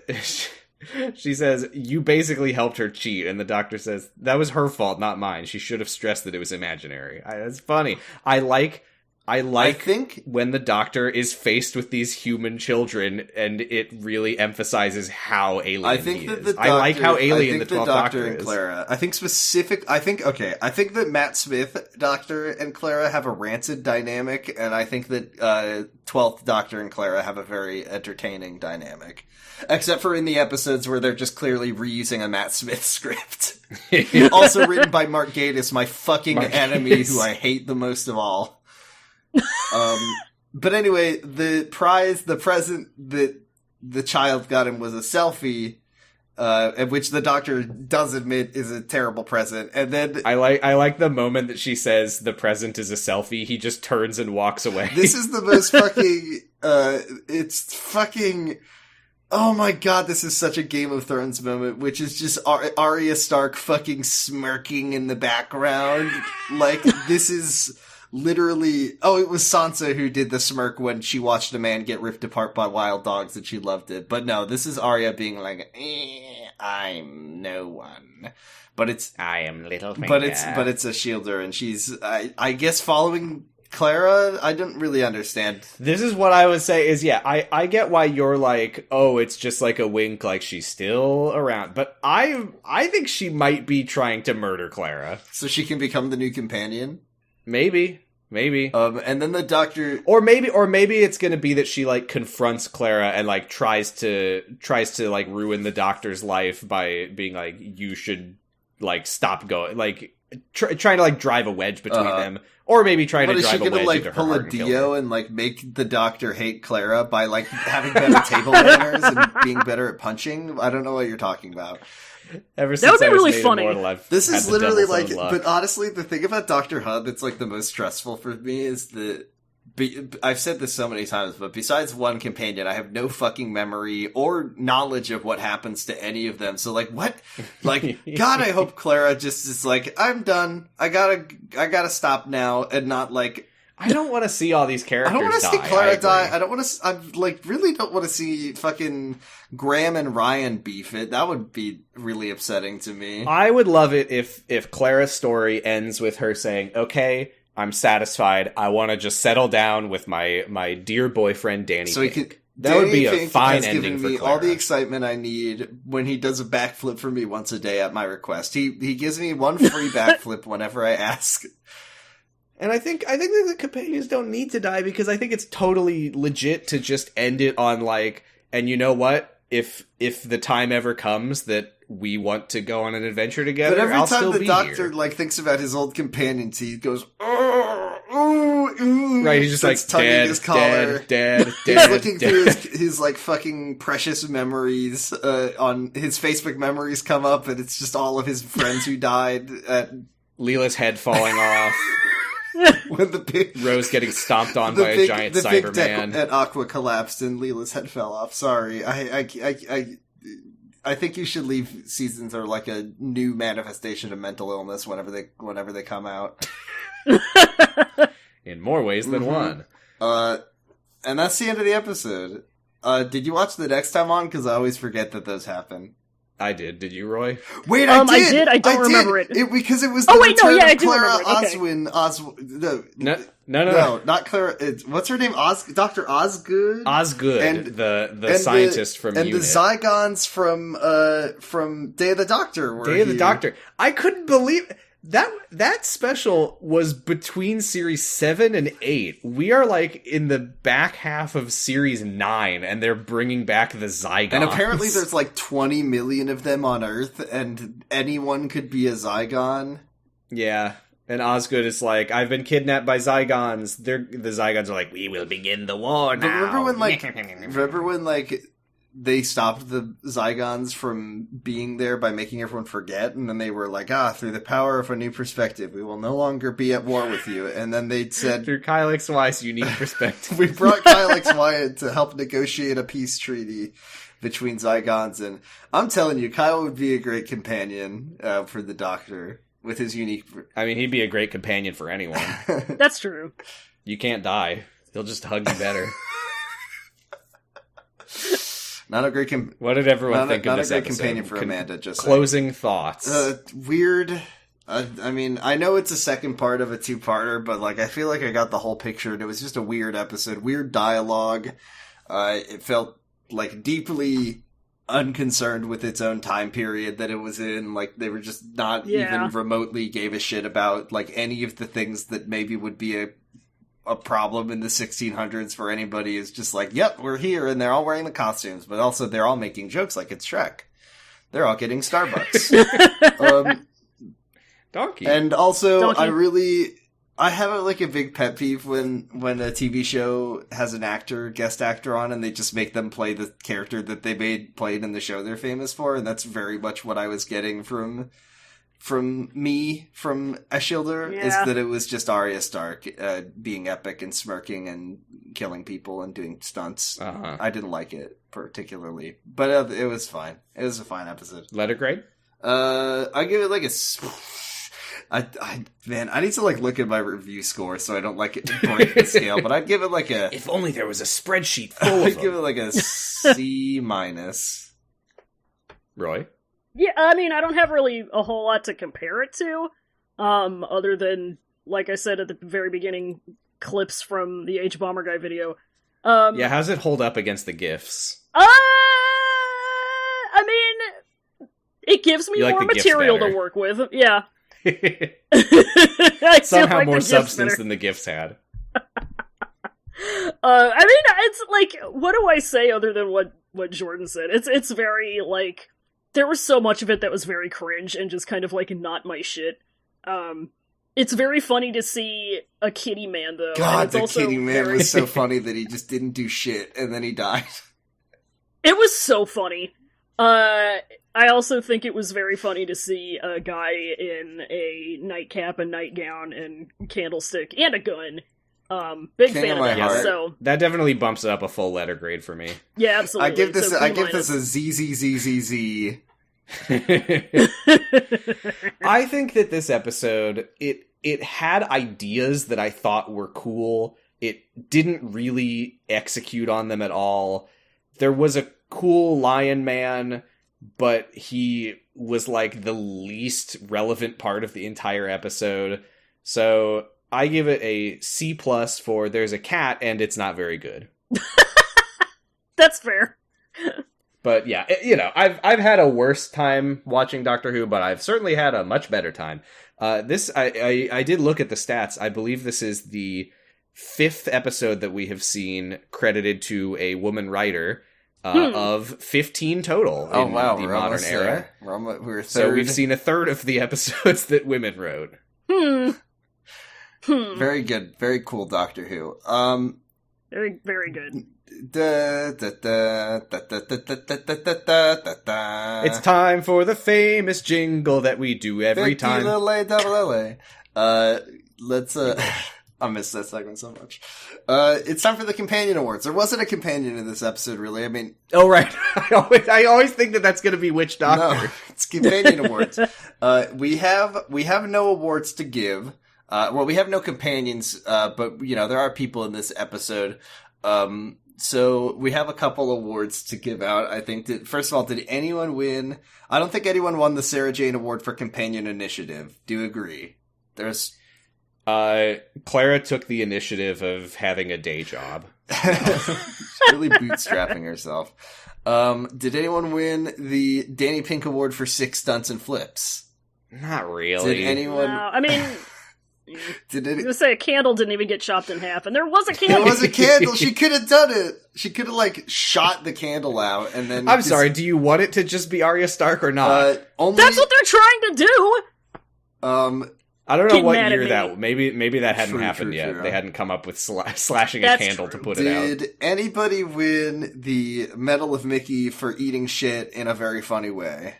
Sam Swift the Quick did, but then he had it retroactively taken away from him. I want to give the Medal of Mickey, pin it on the big floof, pin it right to the primordial pouch of Leandro for getting blasted. Oh, that's right, he did die. I feel like we can't give it to antagonists. I don't think he was very much of an antagonist. He died in a really funny way, though.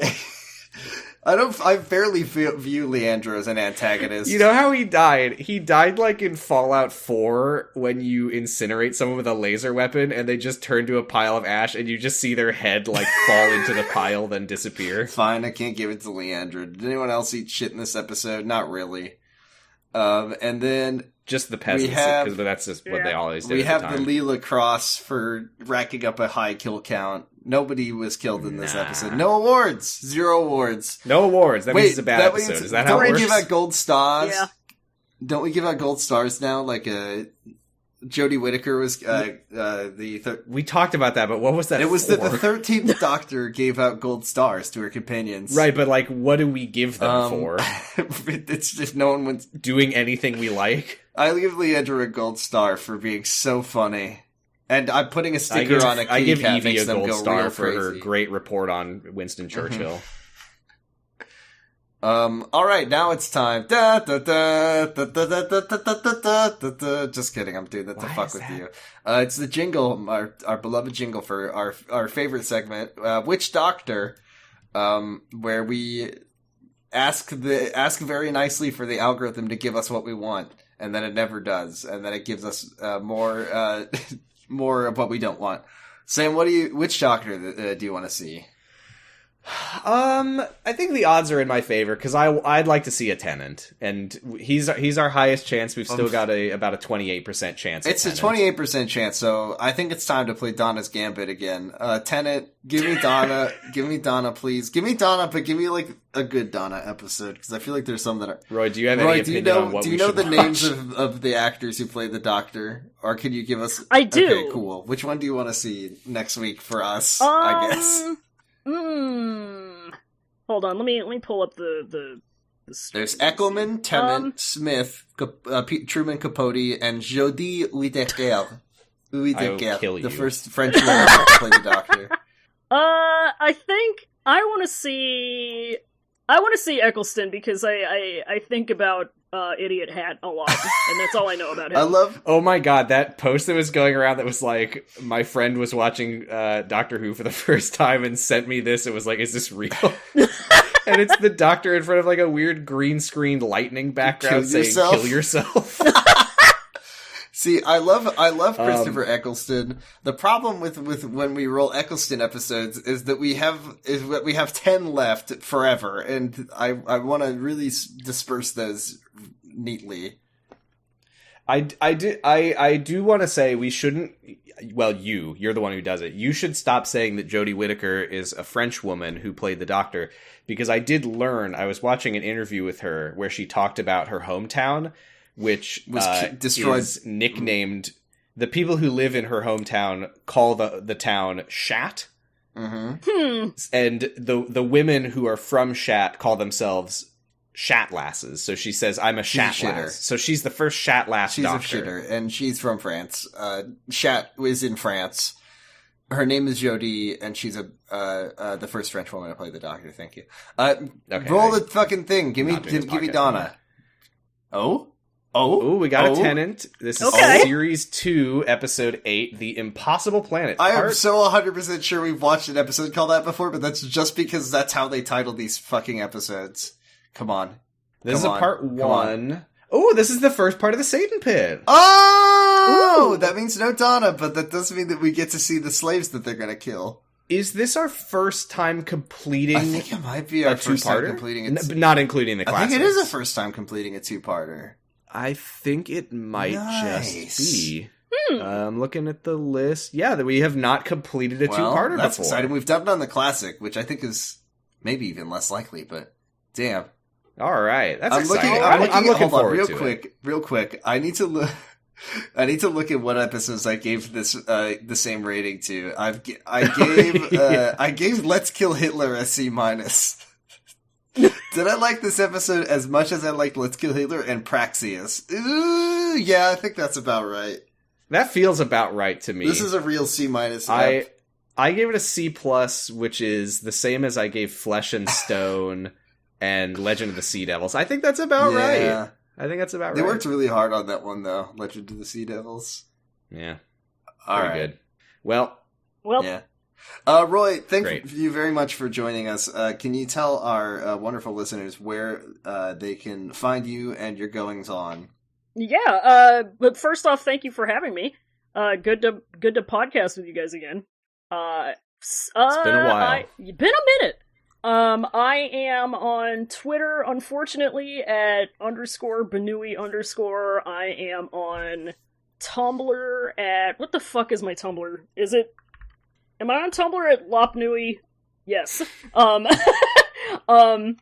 And I have podcasts. I'm on Sicko and Ebert with Janusz. I'm on Zato Trap House, which is about Guilty Gear from the perspective of two people who are never going to play any of the games in the Guilty Gear franchise.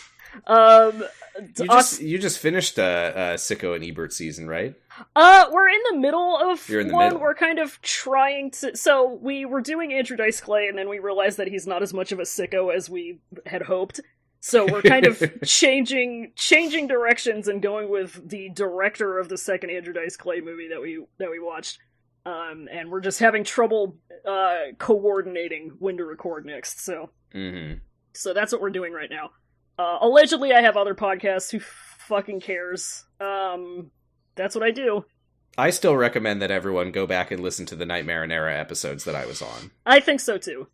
I've been thinking about resurrecting Night Marinera. I miss Night Marinera. Multiple Jeffs the killer. Many Jeffs. I mean, I would return in a heartbeat, just so you know. I would love that. Jordan, I never hyper-realistic heartbeat. Yeah, hyper-realistic heartbeat. I never got to have Jordan on, which is sad. Yeah, I was sad about that, but you know. Yeah. We were both on Podcasting is Forbidden in the Cloud Recesses also. Yeah, which I need to bring back. One of these days. Hey, Fallon. When are we doing Podcasting is Forbidden in the Cloud Recesses again? It better be soon.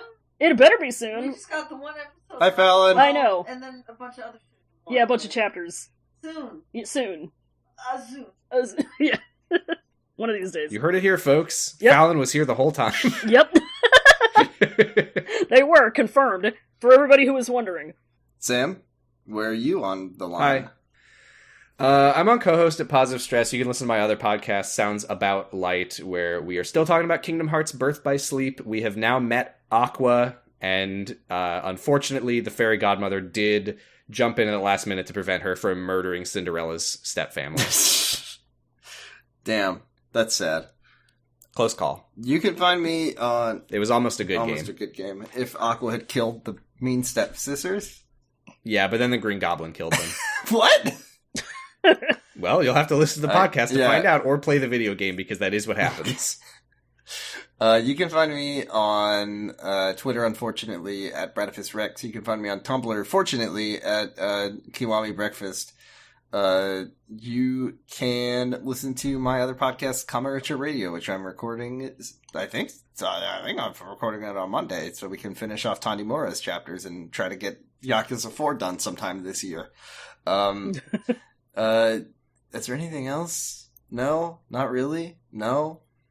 Oh, I did have two things I wanted to say. First of all, Roy, I don't use Twitter anymore, so whenever I do log in, it's on the Potting Bros Twitter account. Also, we're on co-host at Dr. Huh, and Twitter at Potting Bros, I forgot. And Tumblr, whenever and Tumblr I log at Dr. on, Huh? And Tumblr at Dr. Huh. Whenever I log on to the Potting Bros account, I guess, like, all of the, like, podcast accounts that I follow on there are, like, inactive, so yours are the only tweets that I ever see anymore. So I just log in to, like, post an episode, and I'm just like, let's catch up on what Roy's up to lately. This is the Roy. Well, that's nice. I know that Elon Musk wants it to be X. It's the Roy app. It's the Roy app. That's the app for seeing what Roy does. And for voting. I am developing my own Roy app. And voting for name of the season. Yes. Oh shit, I had a second thing I was going to say, and it is gone. So, we're on patreon.com/pottingbros, where $1 gets you access to all of our bonus content. It also gets you a mildly special Discord role marking you as a friend of the show. This isn't Kyle XY. We will be recording another bonus episode soon on the second half of the 4-parter. You know what I mean. The Android Invasion, which is... Oh, yeah! Something. I was gonna ask you later I completely forgot what we were watching. Yeah, we're just finishing that one. That's it. I remember, I hate to interrupt the Patreon thing, but I remember what I was gonna say. Since our recording schedule is changing, this episode, you might have found that it went up on a different day than usual. If it did, that's just the day it is from now on. Enjoy! Okay, anyway, $5 gets you a pretty special Discord role marking you as a companion of the show. You get a shout out on the podcast, and you can send in a message that we'll read in one of our funny voices. $10 gets you all that, plus an incredibly special Discord role marking you as an honorary member of House D'Souza Me. Excuse me. House Me Souza. House Me Scoozy. Which lets you listen to the podcast live while we record it, whenever the fuck that is, and also we'll clap for you when we shout you out. Shout out to our $5 and $10 subscribers: Roy, hi Roy, Stephanie Bolding, Stephanie Karen, Tasty Sea Sponge, and House Me Souza, Cassidy, Destry Hawk, HK, Ben Sauceworks. Flying off in my bus. We don't have any messages. Sorry, everyone. You gotta send them in or we won't have them. Oh, well. No. Thanks. We're hosted on Noise Space, where you can listen to other podcasts. Pot of Greed? Like Forward, ReZero. Real Pot of Greed. Check out this guy. Oh, yeah, check out this guy. Which is a podcast about OCs. I ranted about Lost for about 10 minutes today at Lauren, so listen to the Island Shuffle. What was specifically the topic of your rant? Oh, we were just talking about how apparently, like, there was a lot of racism behind the scenes and also in front of the scenes, and how the character of Michael was basically ruined because of racism. Pretty great. Pretty cool show, yeah. Thanks, Lost. Anything else? Well, there is one thing. Do we make the guest do this? I believe what happened is the last time we had a guest, Ironica's just offered to do it. So I think that now our tradition is that the guest has the privilege. Roy has to offer to do it. Roy has, by being on the podcast, has already offered to read the Doctor's Prayer. The Doctor's Prayer. Roar? That's what your lion name would be, Roar. Yeah. Roy, Sam is going to probably send you some very beautiful text, and I want you to make sure that you read it with all the gravity it deserves. Alright. Give me a second.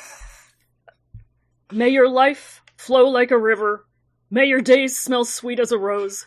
May your nights be... This is fucking sucks. No! May your nights be calm and still as a pond. Alright. You're not supposed to say that when you pray. What's like... Thy God who art in heaven... I'm not a Christian, I don't know this. Hallowed be thy... Yes, what the fuck is this bullshit? I never went to church. I was not raised religious. I like, Jordan, that you did that with a Christian prayer because you knew that if you besmirched a Jewish prayer, you would go to hell when you died. God who does art in heaven. Yeah, should I start over? Yeah, start over. And don't blaspheme, please. It's so surreal to hear someone who isn't me read this. Okay, let me put my Christianity voice on. May your life flow like a river, may your days smell sweet as a rose, may your nights be calm and still as a pond, may you be as lucky as an ace in a game of black capital J Jack Harkness, parentheses. May Dan the Nice Man smile nicely upon you, may Clara make a clever souffle, and may the Doctor light your path through time. Excelsior! God, it makes me so emotional when I hear it from somebody. Because you're so happy you don't have I'm to crying read right it. now. Yeah, thank you. Saluting. Dr. Bye. I'm weeping with joy at not having to read it. Dr. Bye. Dr. Bye. Dr. Bye.